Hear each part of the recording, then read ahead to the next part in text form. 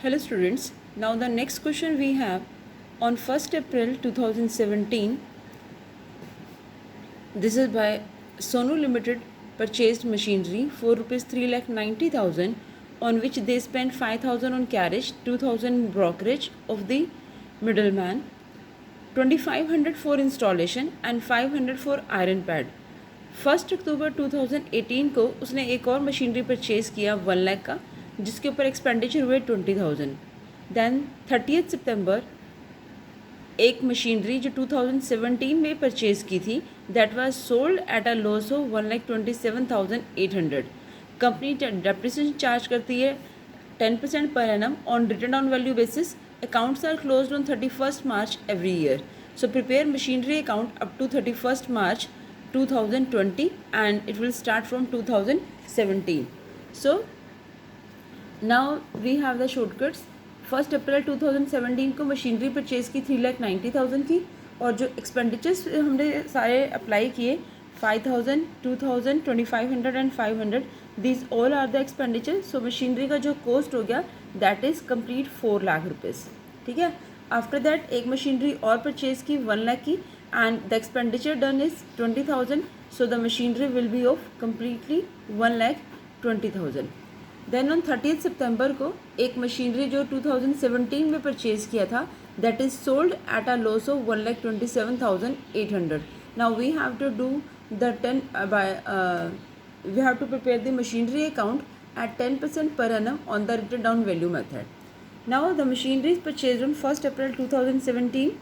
So we are going to prepare machinery account in which the first column is of date, second one is particulars,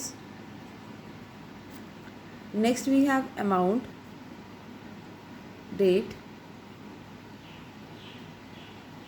particulars and amount, right? So first we start from 2017. April 1st, for purchase of the machinery to bank account 3,90,000. After that for expenses again to bank account we have the expenses. The expenses is of 5,000, 2,000, 2,500 and 500. So all the expenditures is are of rupees 10,000 and this will be of 4 lakh complete value of the machine. Now on 2018 at the end of the year March 31st we apply depreciation. So by depreciation account 10% depreciation means 4 lakh की machinery थी, 1 अप्रैल को purchase किया था, उसके ऊपर depreciation apply करेंगे 40,000. Now what will be the balance on 31st March? By balance carry down that is 3,60,000. So account will close by 4 lakh. Now again on April 1st 2018 to balance brought down it is 3,60,000 and on November 1st company purchased another machinery for rupees 1 lakh and on again this machinery we have the expense for 20,000. So March 31st 2019 company will apply depreciation at the end of the year. So we have the first machinery is of 3,60,000 and 10% depreciation when we applied it will be of 36,000. Then on the second machinery we have 1,20,000 and machinery 1,20,000, then depreciation 10% and it is for 5 months because from November to March we have the 5 months are there. So apply depreciation that is 5,000. Now the total depreciation is 41,000. Again at the end of the year the balance to be find out. The first machinery which is of 3,60,000 and its depreciation is 36,000. So we have the value 3,24,000. Then on the second machinery, the value is 1,20,000, depreciation applied 5,000, so it will be of 1,15,000. So the total balance we have 4,39,000, and by this account are closed is by 4,80,000.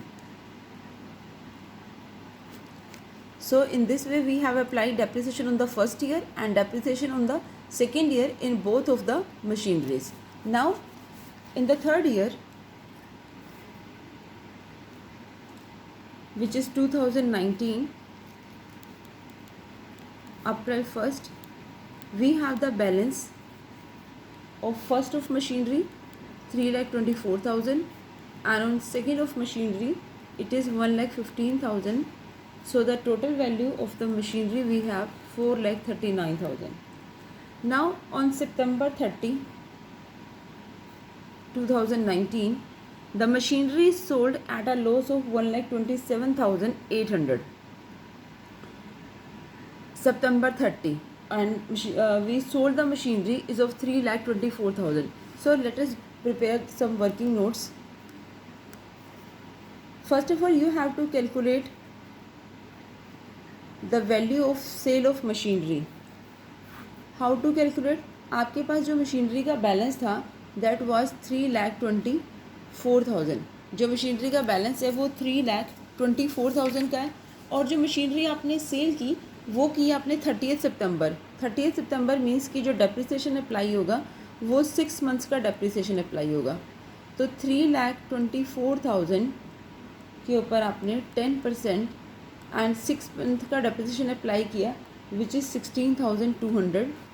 After depreciation the book value of the machinery is 3,07,800, but the machinery sold at a loss. तो loss on sale जो था machinery के ऊपर वो था 1,27,800. It means हमने machinery को जो सेल किया वो कितने का सेल किया 1,80,000. तो सेल ऑफ मशीनरी देखो कैसे फाइंड आउट करना है. जितना आपके पास बैलेंस था and you are going to sell of the machinery on 30 सितंबर. तो 30 सितंबर को मशीनरी के ऊपर डेप्रिसिएशन अप्लाई किया 16,200. Now we have the value 3,07,800, but machinery is going to sell on a loss of 1,27,800. So the sale value of the machinery is 1,80,000. Now on 30th September we sold the machine by bank account is 1,80,000. Up to September 30, depreciation applied for 6 months, that is 16,200. And on September 30, when the machinery is sold on loss, then by loss on sale of machinery is 1,27,800. Clear. तो ये तो आपकी जो first machinery थी वो आपने sell कर दी. नाउ अब आपके पास है सेकेंड वाला मशीनरी, उसके ऊपर आप डेप्रिसिएशन अप्लाई करेंगे. तो वो आप अप्लाई करेंगे March 31st, 2020 bye depreciation account, because आपके पास दो मशीनरीज थी. पहली मशीनरी आपने सेल कर दी. Now we have the second of the machinery 1,15,000, और इस 1,15,000 के ऊपर जब डेप्रिसिएशन अप्लाई होगा what this is 11,500. Now the balance of this machinery is 1,03,500. So the account is closed by 4,39,000.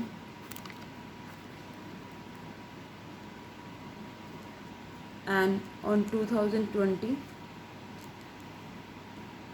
April 1st we have balance of machinery is 1,03,500. ठीक है. So this is the way how to attempt the question of depreciation. Clear? Now let us do one more question. In this question we have on 1st April 2017 Z Limited purchased machinery for 1,20,000, और 30 सितंबर को उसने एक और machinery purchase किया 20,000 का. 30 जून को एक मशीनरी जिसकी वैल्यू 5,000 की थी that was found to be obsolete and sold for ₹500. Same date को एक न्यू मशीनरी परचेज़ किया 8,000 का, डेप्रिसिएशन चार्ज करना है 15% on written down value basis and accounts are closed on 31st March every year. Show machinery account for the first 3 years. सो आपकी जो machinery है उसकी वैल्यू 2017 को थी 1,20,000 की. 30 सितंबर 2018 को एक मशीनरी और परचेज़ किया 20,000 की. देन 30 जून 2019 में एक मशीनरी और परचेज़ किया विच इज़ ऑफ 8,000. तो कंपनी ने फर्म ने 3 मशीनरीज जो है परचेज़ की है. एक आपकी 1,20,000 की, दूसरी 2018 में 20,000 की और तीसरी 2019 में 8,000 की. ये आपके पास 3 मशीनरीज हैं. 17, 18 और 19 तीनों साल मशीनरी परचेज़ की है. और जो लास्ट ईयर आपका थर्ड ईयर था, थर्ड ईयर में 30 जून को जब मशीनरी परचेज़ की थी, at that time first machinery जो हमने 1,20,000 की परचेज़ की थी उसका एक पार्ट जिसका 5,000 कॉस्ट था उसे सेल कर दिया 500 में. So how to do this? Because a part of the machinery is going to sold. Then we have the machinery account. ठीक है. सो सबसे पहले जब मशीनरी परचेज़ की थी ऑन 1 अप्रैल 2017,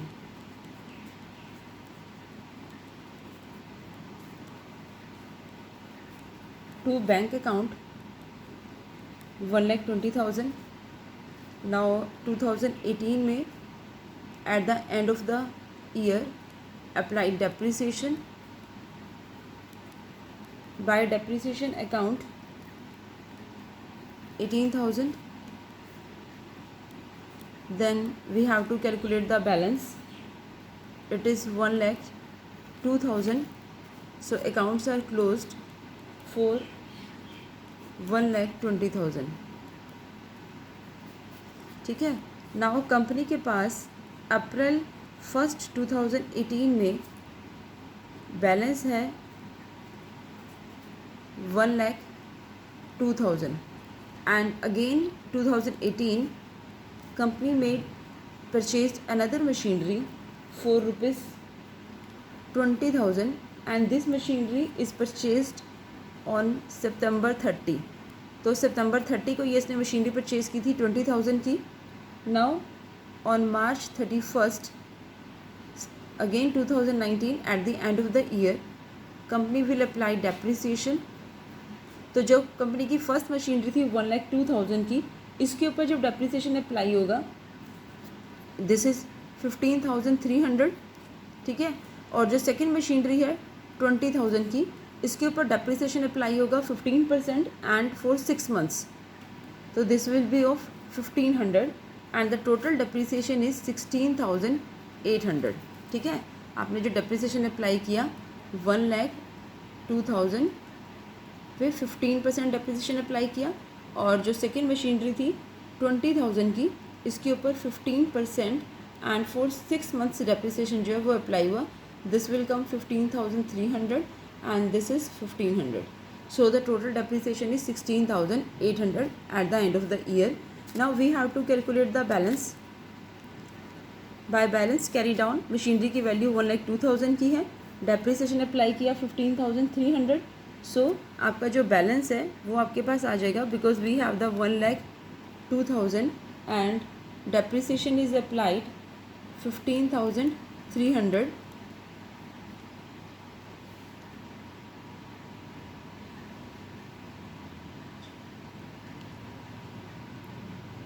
$86,700. और जो सेकेंड वाली मशीनरी थी आपके पास थी 20,000 की, इसका बैलेंस आएगा 18,500. Now we have the balance 1,05,200. So accounts are closed by 1,22,000.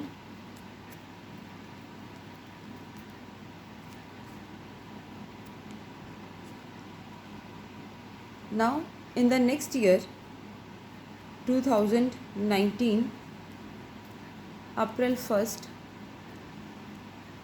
to balance brought down. First machinery का जो वैल्यू है वो 86,700 है. सेकेंड मशीनरी की जो वैल्यू है वो 18,500 है and the total we have 1,05,200 and on June 30th it purchased another machinery, third machinery purchase की for rupees 8,000 and on the same date June 30, 2019 the machinery was sold, one of the machinery was sold for rupees 500. ठीक है, अब ये जो 500 की machinery cell करी है we have to apply the depreciation and at the same we have to find out the loss on sale of this machinery. अब जो आपकी मशीनरी थी जो आपने सेल करी है उसकी कॉस्ट थी मशीनरी की ऑन 1 अप्रैल 2017 इज़ 5,000. ठीक है, इसके बाद हमने डेप्रिसिएशन अप्लाई किया. जब डेप्रिसिएशन अप्लाई किया ऑन मार्च 2018 तो 5,000 के ऊपर आपने 15% डेप्रिसिएशन अप्लाई किया, दैट इज़ 750, क्योंकि आपकी मशीनरी 5,000 की थी और उसके ऊपर 15% डेप्रिसिएशन अप्लाई होगा तो वो 750. Now after the depreciation the value is 4,250.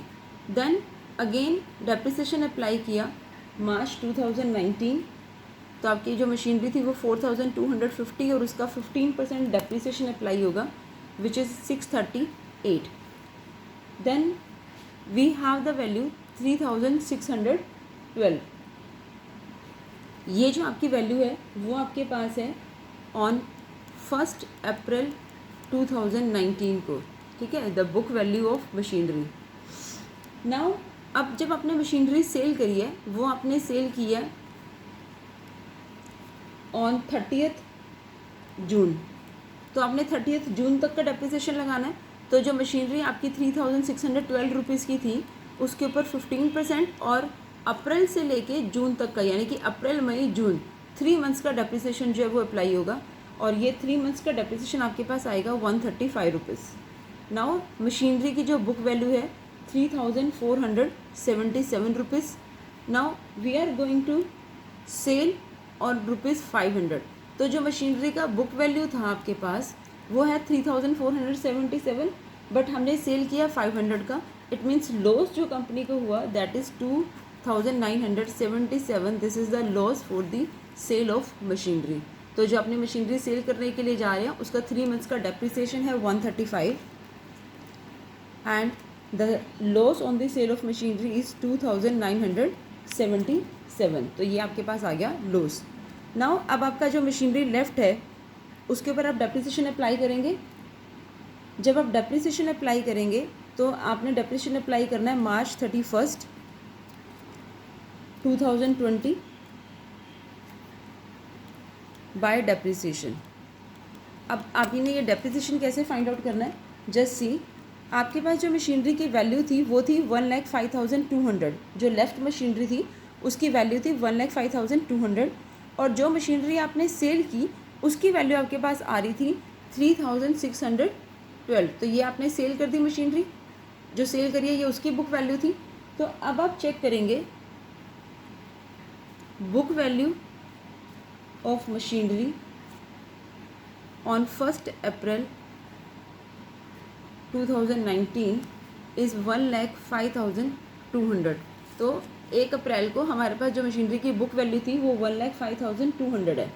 इसमें से हम माइनस कर देते हैं वो बुक वैल्यू जो मशीनरी हमने सेल कर दी है.